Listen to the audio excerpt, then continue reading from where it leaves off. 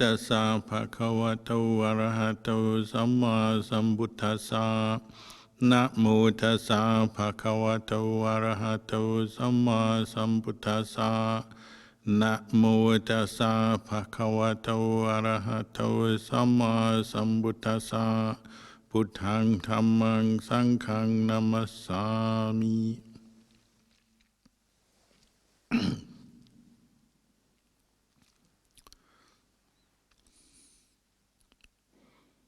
Blessings, good evening to you all.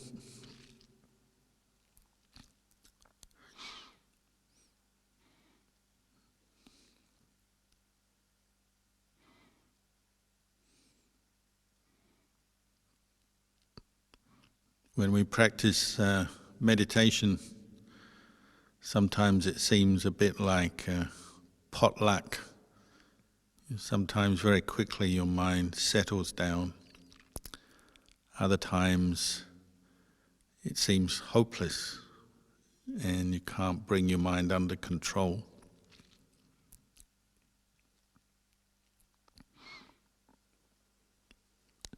I think probably our teachers would say if you're struggling in your meditation, it's a sign that you haven't done it enough. You need to practice more, which is kind of common sense.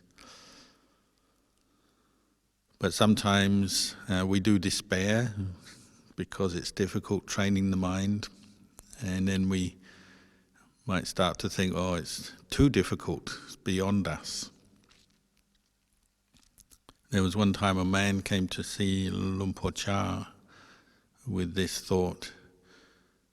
Being a farmer, he said, oh, practicing the Dhamma, trying to understand the Dhamma and free the mind from suffering, it's like digging a hole to make a well, but the water is just too deep in the ground. It's too far down to get it and make use of it.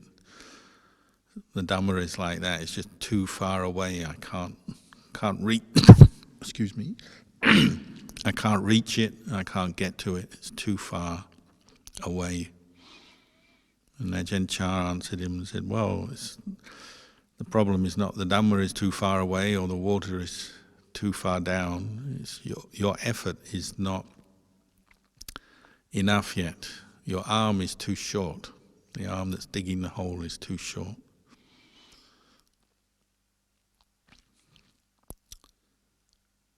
It's a good way to come back and look at your practice when you are finding it difficult to train your mind or to develop the path of practice, the Dhamma. Rather than complaining or feeling disheartened, maybe come back to say, well, where can I increase my effort? One thing that helps is reminding ourselves of the goal, and also developing a good feel for the goal of the practice. That one of the ways the Buddha talked about developing the practice is you're developing noble wealth or noble treasure. I always think of that when I think of this exchange between Ajahn Chah and the farmer. You know, when you dig down, you may be digging for water, but we also tend to dig down looking for treasure. And the practice is a practice of looking for good things. And we have to remind ourselves of that to inspire us, motivate ourselves. We are gaining something from this practice. We're gaining inner treasure or inner wealth. And normally the whole thrust of our life is about trying to find and gain external wealth. We all want to get rich. But as the Buddha pointed out, all the wealth we can gain from this world, even though it's useful, it's very temporary. And when you leave this world at the end of your life, you have to leave it behind. It's not really anything substantial that can help you.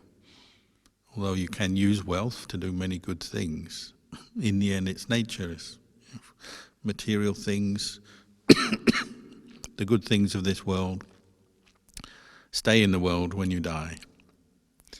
But noble wealth is called noble wealth, noble treasure, because it's noble. It's what makes the mind noble, what improves and develops a human mind and stays with us.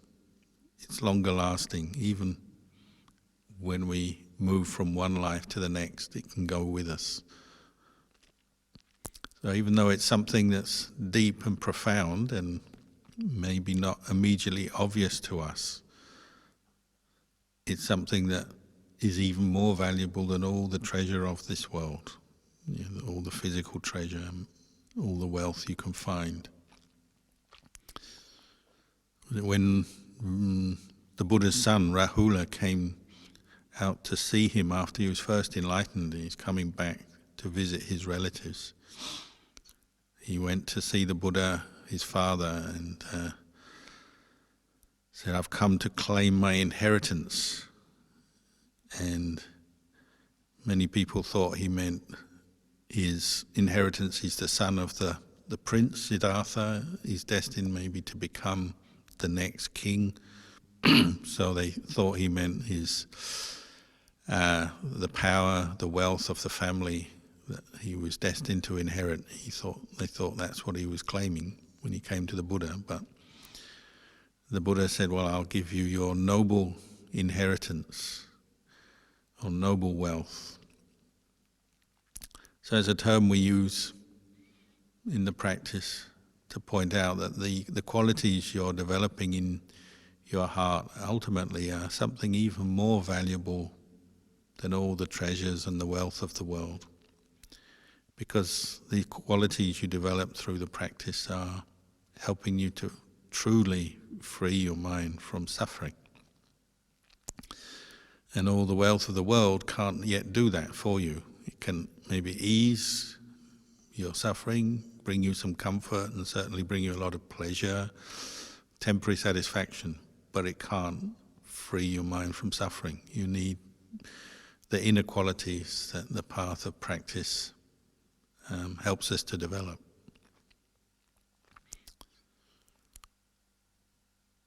The actual teaching the Buddha gave on what is noble treasure or noble wealth, he talked about 7 qualities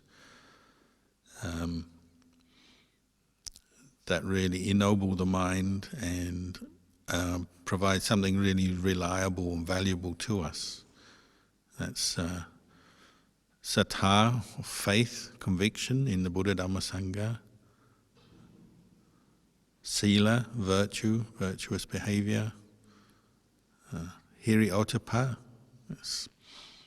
sense of shame or conscience, and fear of wrongdoing.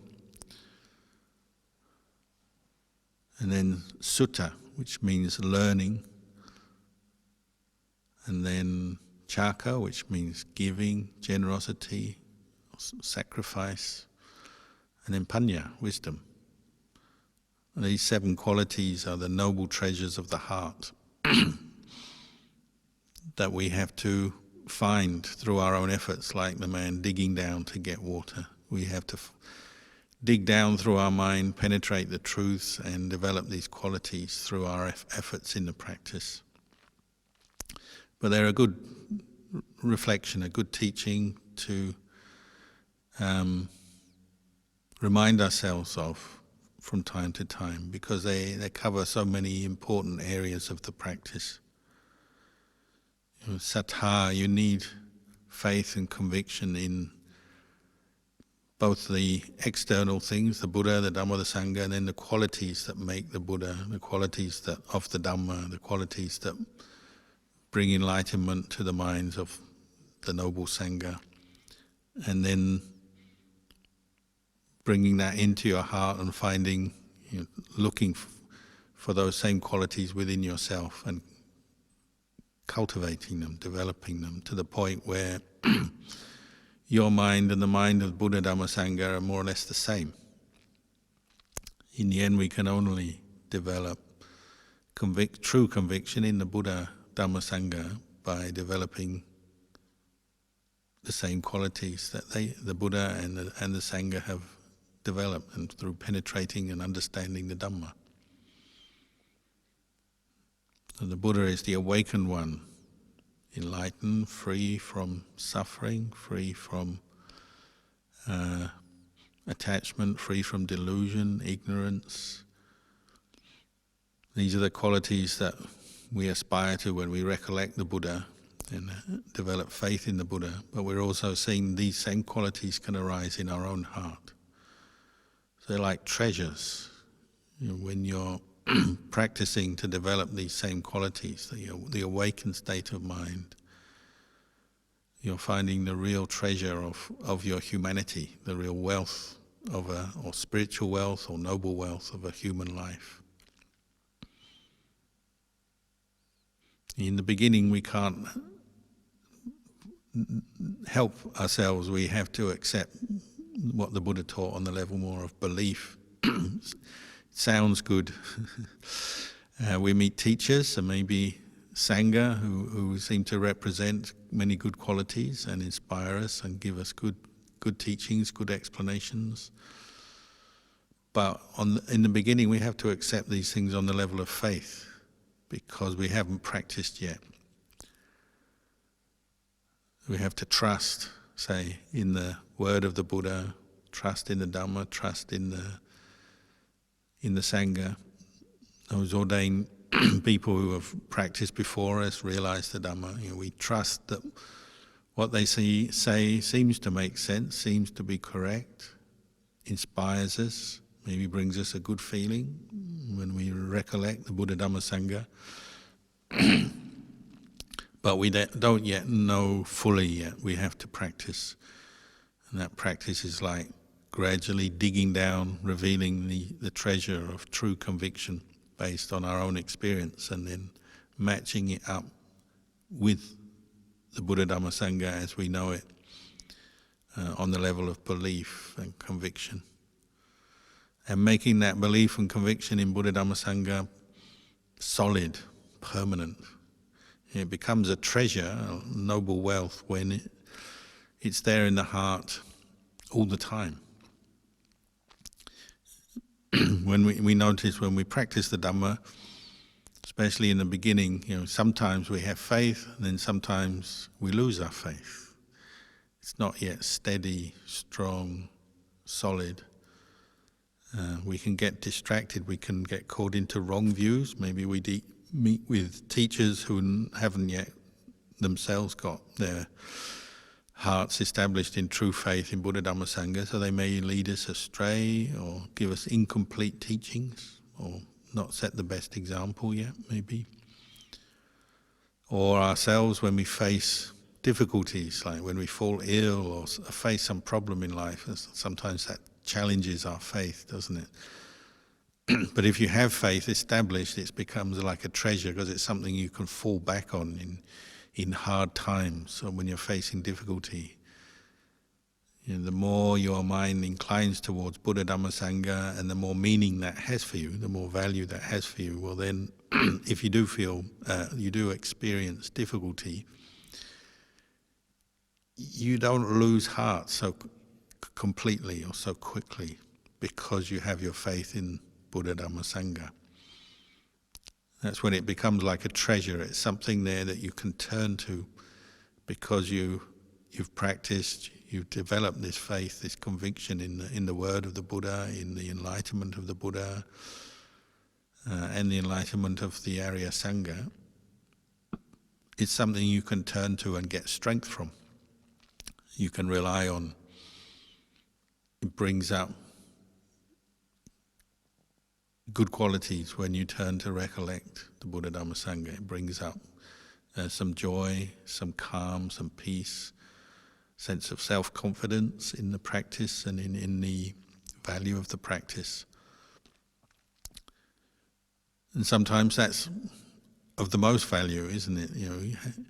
if you may have attained a certain amount of wealth in this world in terms of money and possessions and position and status in society, but you can still face with a lot of difficulties, faced with problems, negative emotions, worries, anxiety, fears, and so on. But if you have a certain level of faith that you've established through practicing the Dhamma repeatedly over and over again, then it becomes like a treasure, doesn't it? It's something that's there that you can turn to. Even when all else has failed, it can still brighten your mind when you think of the Buddha, you think of the Dhamma, the Sangha, or you're committing yourself, you're committing yourself to follow the path of the Buddha, say, follow the Buddha's teachings. It's an endless source of strength through the ups and downs of life. So it's a treasure.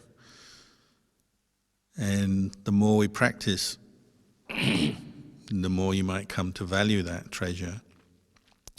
You can see, like, people are always asking, how can we guarantee that at the end of our life, if we haven't reached Nibbana, that, you know, when you die, that you'll come back to hear the Dhamma again? How can we guarantee that?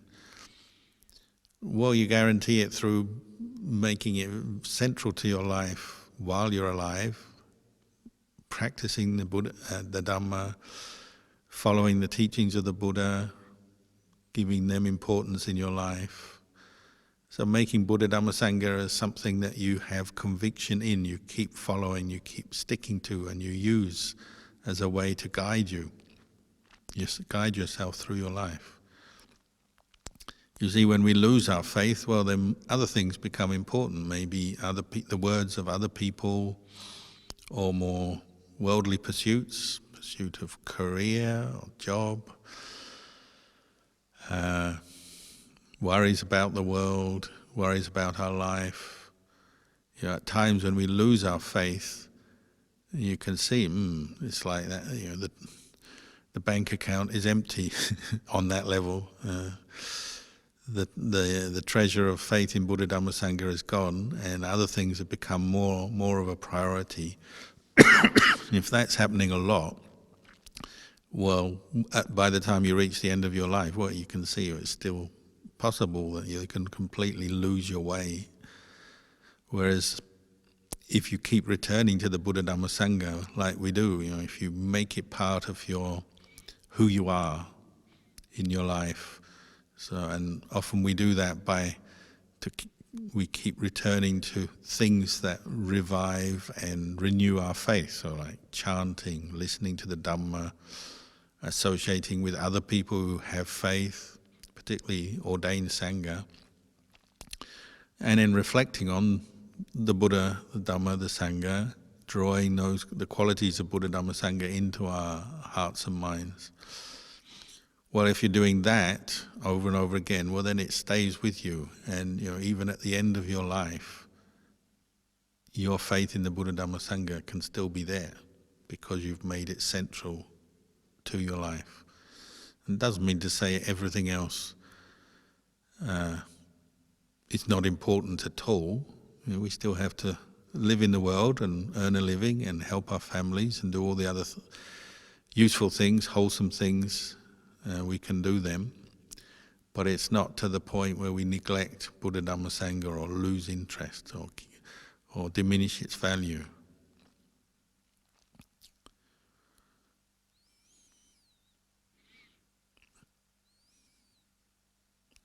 And sometimes it's worth reflecting on this. You know, how has your faith in Buddha Dhamma Sangha helped you through your life? And sometimes you see it clearly when you're facing difficulties, problems. You can come back to that faith and it just gives you some spark of inspiration, some feeling of comfort, well-being, and quite often gives you a clear sense of happiness, sense of good fortune to having come in contact with the Buddha, the Dhamma, the Sangha, the Buddha's teachings. And if you've experienced happiness from recollecting your faith, bringing up your faith in Buddha, Dhamma, Sangha, well, that only boosts your confidence, boosts your faith, and you can hopefully see, and little by little or over and over again, how it can clear away unwholesome negative states of mind. And then you get not only confidence, but you get some understanding that the beginning of our practice is establishing some level of faith in Buddha, Dhamma, Sangha, and then returning to that. It means you have something to fall back on, whatever life is bringing you.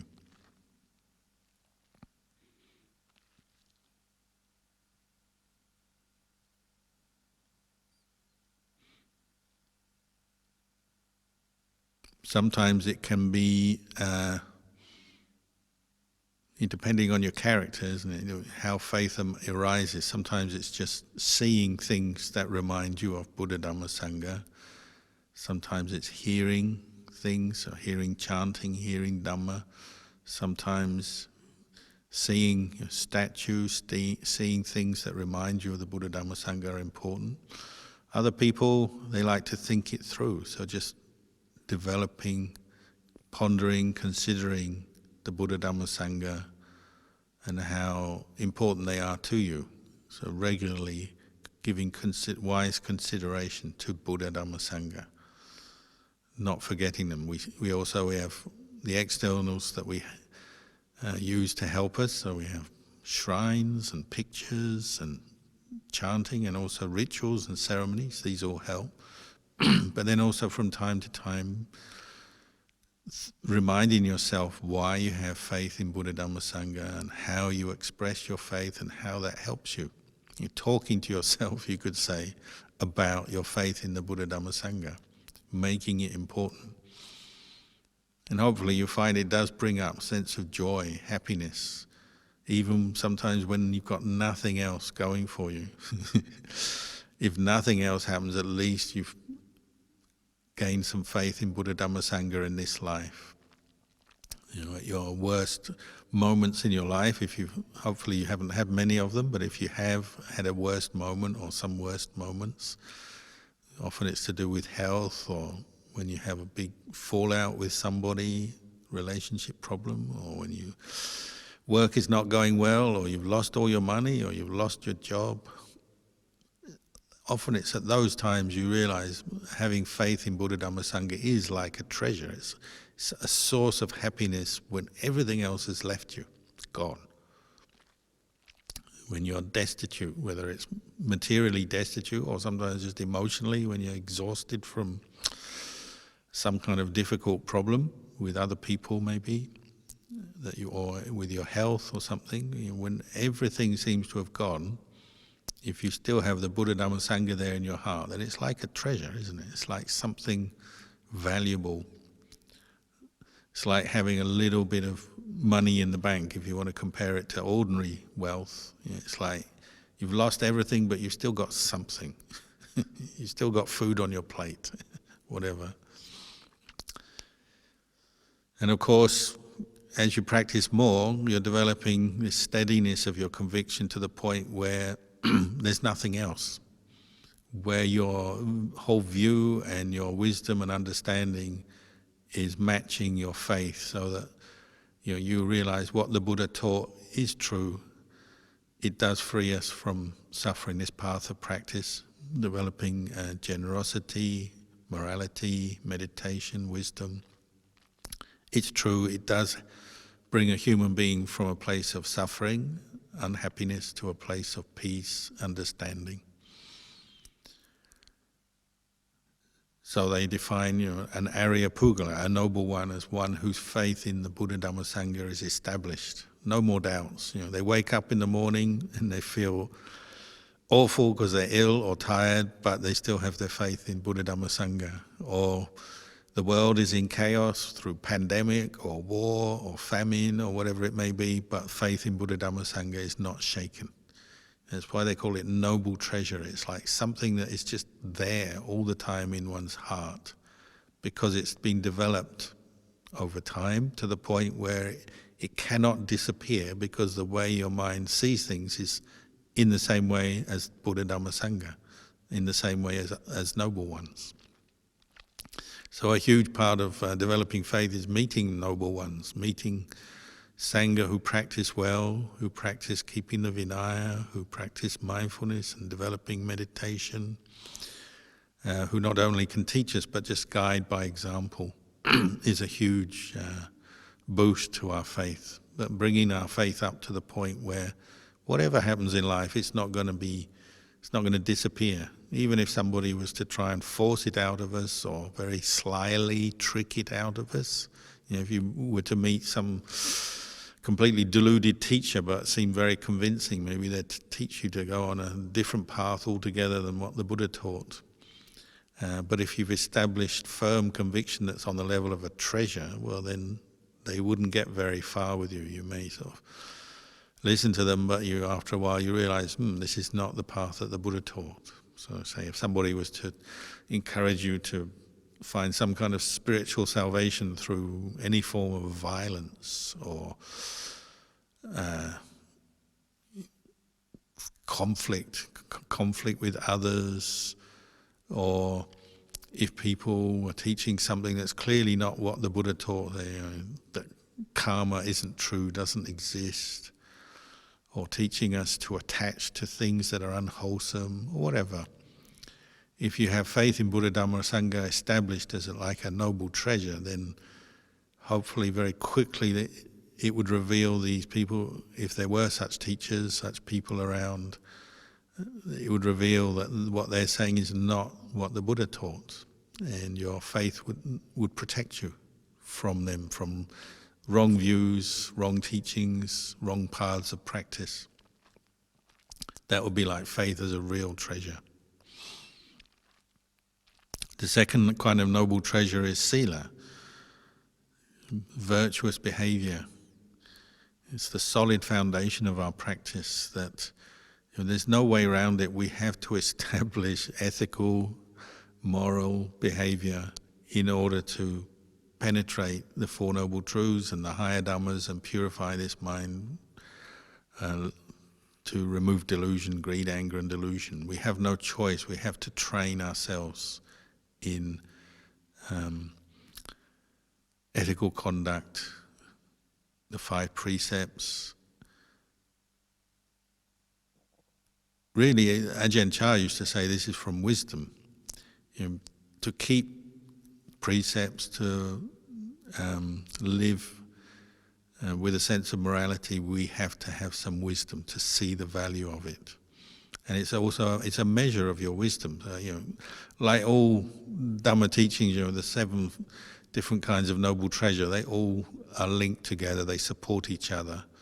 But still, particularly wisdom is needed if we are to keep precepts, live in an ethical way, and recognize the value of that. We need some wisdom. We need to see this is something, however hard it is, and it's not always easy, is it, to keep precepts, it's worthwhile. And where it becomes a treasure is where it just becomes normal for you. The teachers in Thailand always say, one who keeps the precepts, one who lives in an ethical way, they do it to the point where it just becomes normal for them, their normal behavior, to not kill, not steal, to not betray their partner or cheat on with other people's partners, to not lie or abuse others through their speech, and not to take alcohol or drugs that take away mindfulness. It just becomes normal for them to keep precepts, to practice sila. When we begin practice, often it's not normal, it's special, it's unusual, it takes effort. So we go on retreats and we keep precepts, we go to monasteries and temples, we make special efforts to keep the precepts, and we can maybe do it for periods of time, and that's great. But it's not yet a treasure as long as they can be shaken. We can be tempted out of keeping the precepts, we can be deluded out of keeping the precepts for whatever reason. We have excuses, we have maybe our views, wrong views, Maybe our kilesas, our greed, anger and delusion come up very strongly and sometimes lead us to not keep precepts and not follow sila. But for one who has developed it to a point where it's a treasure, then it's like the aim is one's whole thinking and one's whole way of looking at the world is from the place of keeping sila. They have it as like it becomes something that's just part of the person. That's when it becomes a treasure. So it takes effort in the beginning, takes wisdom to see the value, the benefit of it, takes effort. But as the Buddha pointed out over and over again, we can do this. As human beings, we can train ourselves. And you can't do it simply by being forced either. It's not that you're doing it to please somebody or please the Buddha or to gain something from somebody else. You know, for it to become part of who you are, to become a treasure, I mean, it's just normal for your way of thinking to be in line with sila, with virtuous behavior. We have to want to do it ourselves and see the value of it. Then we'll start practicing. And then it's about repeated practice, just being willing, being brave enough to keep applying ourselves to virtuous behavior, even when we're tempted out of it or deluded out of it.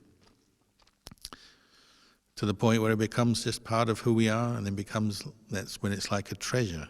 Under any circumstances, the 5 precepts are your guidelines that you adhere to, you follow. It just becomes easy. For the noble one, it's just normal, it's easy. There's no doubt about the value of it, of keeping, following virtuous behavior. But in the beginning, it takes effort. We have to practice. But if you ever wanted to think, what will I gain by keeping the precepts? Well, you'll gain this sense of the virtuous behavior as a treasure, inner treasure that protects you, stops you from creating suffering and trouble for yourself or others. It's a gift to the world. When you practice virtuous behavior, you're providing safety, respect, compassion, kindness for the rest of the world, all the people and even animals around you. In Australia, sometimes they talk about animals. Someone was talking today about feral animals. They have this idea, there's those animals that were introduced to Australia from Europe or other countries that are not natives, and so they should be exterminated, got rid of. Often they are pests and they cause trouble, but the native animals are all right. Sometimes that's a view people have, so they say it's all right to kill these feral imported animals, but we shouldn't harm the natives. When you're practicing sila, you don't think like that. You just think all animals love life, all animals want to be alive, happy, healthy, they don't want to die. So you don't make distinctions like that. That would be based on a more worldly view, maybe based on economics or some view about the purity of the native fauna of Australia maybe. But when you're practicing ethical behavior and developing sila, you're not choosing between this group or that group. When it becomes a treasure, it's just whoever, whatever, whether it's a fly, a feral animal like a fox or a rabbit, or it's a native animal, or it's a human being. It's a human being I like or I don't like, a human being that I agree with or I don't agree with. It doesn't matter. It just as a treasure, it just becomes how you relate to the world. You give up acting in violent, harmful ways. You give up stealing, taking property, cheating people out of their property, and so on. Sila becomes a treasure when it becomes part of who you are, and you don't look around for excuses or good reasons not to keep precepts. It just becomes normal. That's when it's a treasure. So we're actually harming ourselves, aren't we? When we don't keep precepts, don't live in a virtuous way, we're impoverishing ourselves. We're taking away some of our treasure or potential treasure by harming ourselves through acts of killing, stealing, sexual misconduct, and so on. We're not doing the best for ourselves. We're doing ourselves a disservice, and we're harming ourselves. So keeping precepts is like a treasure. Keeps you wealthy, keeps you protected from some of the dangers of the world and the problems of the world and the problems of your own mind. And closely related to that are the other two more of the noble treasures, Hiratipa. Hiri is like sense of shame, Ottappa, fear of wrongdoing. So it's like your conscience and your awareness that there is such a thing as right and wrong, good and evil, acts that are beneficial, actions that are harmful. And one thing we have to accept as we're practicing the Dhamma is that we're starting from a place where we are subject to mental defilements, wrong views, wrong thinking, wrong action. We're not born as enlightened beings yet. We're born because we're not enlightened. We're born because we're deluded and we've had attachments from our past life. So it's just natural that sometimes we have evil, unwholesome thoughts arise, we have unskillful intentions, we speak or act in unskillful ways. But having established the faith in the Buddha, the Dhamma, the Sangha, seeing it as a valuable way to live, a path that can really lead us to the end of suffering, and then establishing ourselves in virtuous behavior, and this foundation of faith and sila brings up a very clear awareness of what is wholesome karma, what is unwholesome karma. And then we start to act accordingly. So we accept, okay, sometimes we have greed, anger, delusion arise in our mind. We have jealousy, we have worry, we have negative thoughts that potentially can lead to harmful outcomes if acted on. But Hiratipa is like these guardian protectors of our mind that come up and say, look, this is suffering. This is going to lead to suffering. If you harbour this thought, you act on it, you speak on it, it will harm you, it will harm others. And you have a sense of self-worth. Again, you're valuing yourself as a human being. You want to protect your value. You value yourself as a human being, you respect yourself, and you want to protect that. So it's like those are the two qualities, Hiratipa, the sense of protecting and guarding, valuing yourself. You care. You care about yourself, you care about other people. Your actions matter, they have results.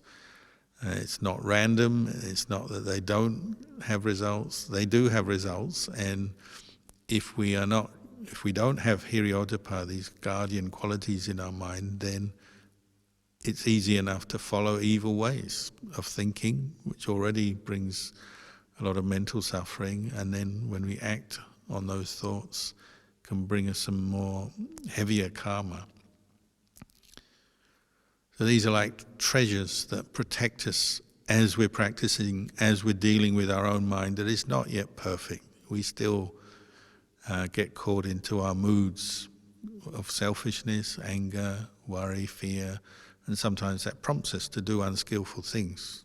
We accept that.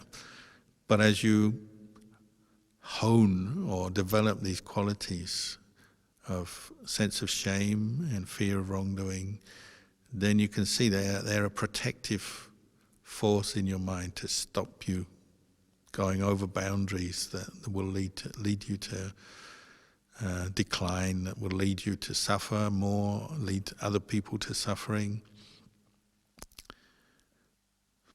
So it's both valuing yourself as a human being and also valuing the people around you. And one of the causes for Hiratipa to arise in our mind is, associating with other people who practice, particularly people who have some wisdom and understanding. So usually Sangha are the best, but not always. We also have lay people around us who practice.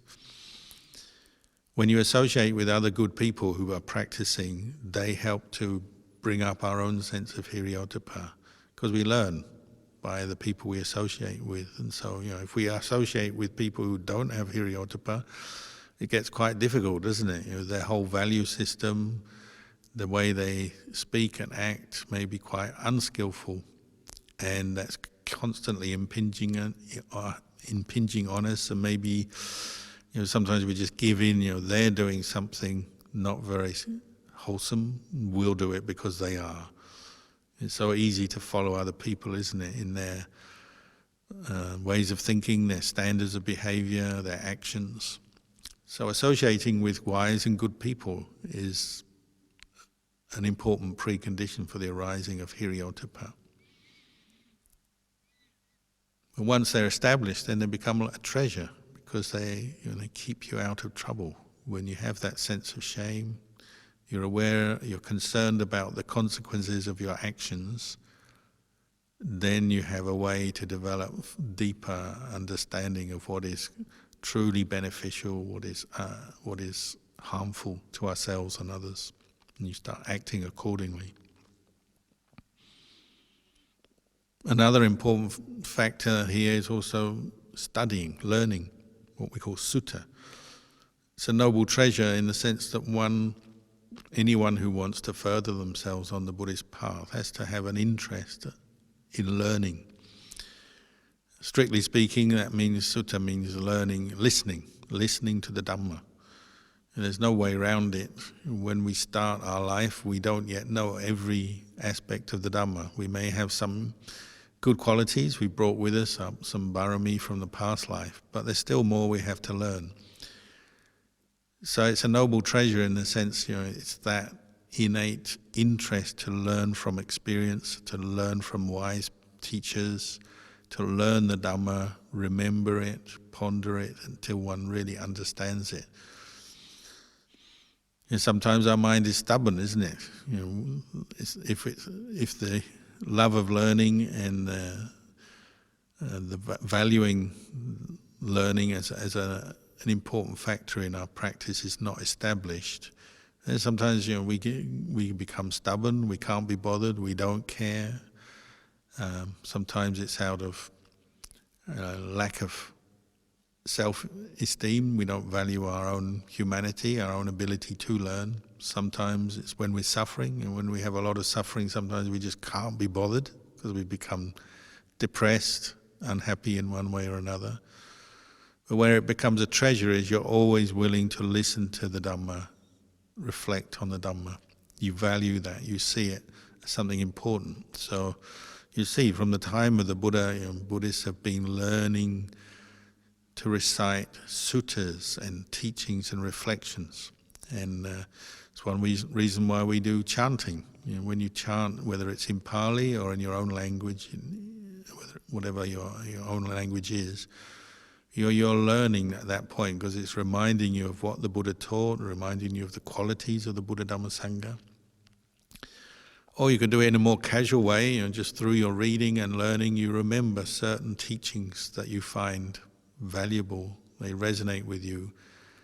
And when I say learn, I mean memorize. Memorizing teachings, memorizing the Dhamma is a very valuable part of our practice. And people have been doing this for centuries and finding it very valuable to counter the tendency towards distraction, confusion, and then all the worldly information that we're bombarded with. And this is an age of information technology, so the challenge to learning and remembering the Dhamma is probably greater than ever, because there's all this other stuff that we feel we have to learn or know about, and can learn and know about because we've got all the means, the communication technology to do it. So as you use your phone and your computer and the things that the world has on offer, direct it maybe to learning the Dhamma, listening to the Dhamma, rather than more worldly stuff, which just fills your mind with information and maybe distracts you and confuses you sometimes, or at least stimulates more greed, more attachment. Many people found they can, by learning some Dhamma, they have something to fall back on. You're learning chants, learning reflections and suttas. They're in the back of your mind, and sometimes you notice when your mind is peaceful, they come up quite naturally because you've learned them before. Other times it's when you're looking around for something to help you understand a situation or help you out of your mental suffering. If you've learned some Dhamma before, maybe it's something you can fall back on. Somebody was here today, they said they've learned the Dhamma Chaka Pavattana Sutta. It's the first teaching the Buddha gave. They never planned to, but they've just recited it every day, all through lockdown. Like in Melbourne, we've had lockdown for many months last year.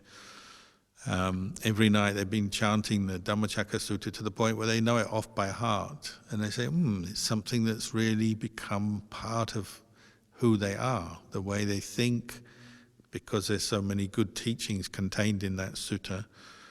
It becomes a refuge, it becomes something you can turn to, it becomes a meditation. You can just quietly sit and recite it as a way to bring up mindfulness, brings up wisdom and understanding. So they've really valued now they see the value of learning a particular sutta. It could be just a few words, like the words, let go, or all things are impermanent, or whatever it may be. There are so many teachings we can turn to, but when you learn them and you have that interest and that love to learn, this is how our mind grows, because we have to have some basic information before we can practice. Some people really find it inspiring, so they read the entire Tripitaka. If that's what helps you, good. Other people just learn a little bit, but they use it as a reminder. They use phrases that help them at times when they're struggling, they're confused, they're suffering. Maybe something as simple as make good karma and don't make bad karma. Somebody today in the monastery was saying, they were reading one of Ajahn Chah's teachings, which you have stuck on the trees, and it says, everybody likes to make merit, but they forget, or they don't like to give up the evil ways. That's a simple teaching you can carry around with you. We like to make merit, we like to do good, but have we given up evil yet? What does that mean? Well, evil, unwholesome mental states are still arising in our mind. Are we putting effort into abandoning them? We like to do good, we like to help other people, we like to listen to Dhamma and chant maybe, but we also have to give up some of our unwholesome ways at the same time. So we were talking about how you come to the monastery to make merit, which is good, but then maybe you leave the monastery and on the way home you have an argument with somebody. So simply reflecting or reminding yourself of that simple thing, make merit, but also give up evil, unwholesome ways at the same time. It can help you, remind you of what you have to do, remind you of your path of practice. So it's a treasure, being interested to learn the Dhamma, hear the Dhamma, learn it, and learn and remember the Dhamma as well. Process it, remember it, understand it. If you do this a lot, then it becomes part of the way you think, the way you look at the world.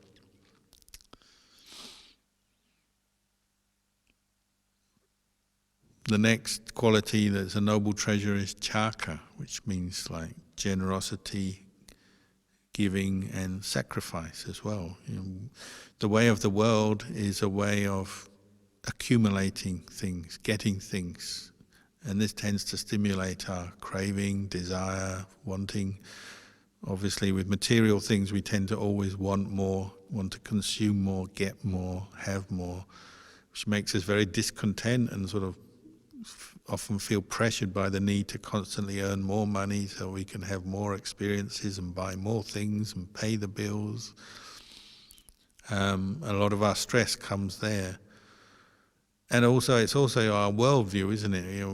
Our worldview tends to be that success, happiness comes from accumulating more, getting more, having more. And that often is subtly increasing our greed and our tendency towards greed and attachment. So the Buddha said, well, a very good antidote to this and a good way to balance our mind up when we're surrounded by so many conditioning factors that are trying to help, that are trying to condition greed and attachment. Well, practice the opposite. Practice giving away, giving up, sacrificing, helping others, sharing what we have, what we call dana. Practicing that regularly is constantly countering the tendency towards accumulation, possessiveness, stinginess. That feeling that if we give away, we'll be less well off, we'll be worse off. Giving, brings up this inner beauty.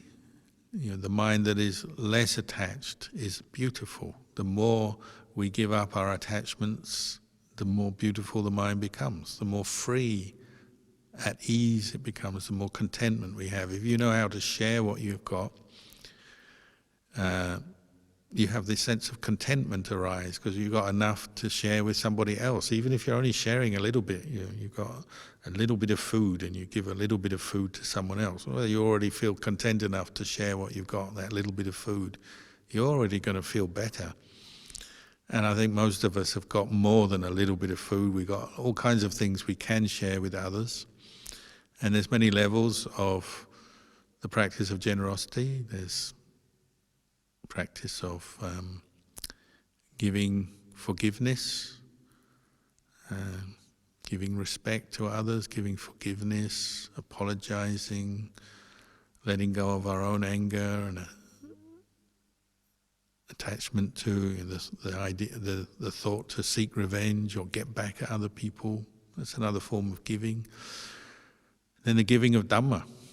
Giving advice to others, pointing them to the Dhamma in one way or another, or getting them to hear the Dhamma, or actually sharing the Dhamma that you've heard, that you know, with them. There's many ways that we can practice giving. The giving of kindness through kind words, supportive actions to other people in different situations, as well as material giving. All of this brings us a certain joy and happiness. And the idea is that you practice it to the point where it just becomes normal for you to know how to share, to care about other people around you as much as yourself. Everyone practices to different levels. Some people are very giving, but everybody needs to practice it at least on some level. If we don't practice giving, sharing, then we tend to be just obsessed with ourselves. We attach to things to the point where we often become very fearful of losing them and often unhappy people. Giving is not always easy in the beginning. It does take practice, but as you practice it, people tend to appreciate the joy that you get from giving. And the idea is you get to the point where it's just part of who you are, part of your psychological makeup, that you know how to give. It doesn't necessarily mean you're sort of doing great acts of charity every day, but it's an attitude, isn't it? It's an attitude of you know how to let go, to share. If there's a need arises, if the situation is there where you can do it, it becomes part of who you are. And it makes your mind very light, very happy, very bright. So as a treasure, it's something that you're training in, developing to the point where it's just there, always in your mind. You are ready to give if needed. If the right occasion comes along, you can do it, and you're ready for that. Sometimes the way they describe an arahant, a fully enlightened being, is that they say, what does an arahant do once they become enlightened? What's left is there to do? Because they practice the Dhamma, they develop their sila, they develop their samadhi, they develop their insight and wisdom, and they've let go of all their craving and attachment. They see the world as impermanent, as not self. What does an arahant do next? Well, they give. They give back to the world. They give teachings. They live and set a good example. They bless the world with limitless kindness and compassion. And they have no more attachment to self, no more delusions. So their mind is completely free from anger, selfishness. So they just give. So they say, it's the greatest blessing even just to see an arahant or meet with them, hear their teachings, or support them with dana. This is the greatest kind of giving and the greatest blessing as well. But that's all an enlightened being does, is they give. So obviously that's the culmination of maybe many lifetimes, many years, many lifetimes of practicing giving to the point where it's just, that's all they do. They just give, and they've freed their mind from all delusions. So their giving is pure. It's the correct kind of giving. Their giving is not harmful.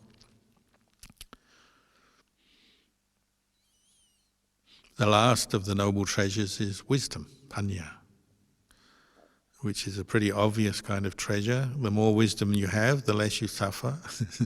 We all want to have a life free from suffering. Well, develop wisdom and get it to the point where it's a treasure. It's always there in your mind. So particularly, the understanding with your heart of the Four Noble Truths, really understanding what suffering is, what its cause is, experiencing the end of suffering, and understanding the path that will lead you to the end of suffering by helping you to abandon the ignorance, craving and attachment that causes you your suffering. But we use wisdom all the way along our path. The wisdom that manages and balances our faith in the Buddha, Dhamma, Sangha. We need some wisdom, don't we, to really see the value of faith, to understand its role, and not to go believing and getting caught into wrong views or beliefs that will actually harm us or harm other people. We need wisdom to keep precepts, to see the value of disciplining ourselves, restraining the worst excesses of our greed and anger. You need wisdom to do that. You need wisdom to look after your mind, to abandon unwholesome states of mind, to see the value of abandoning unwholesome states of mind, cultivating the wholesome, skillful states of mind. You need wisdom to do that. We gain wisdom from sutta, from listening to the Dhamma. That's often how our beginning of our wisdom practice and development, how it begins.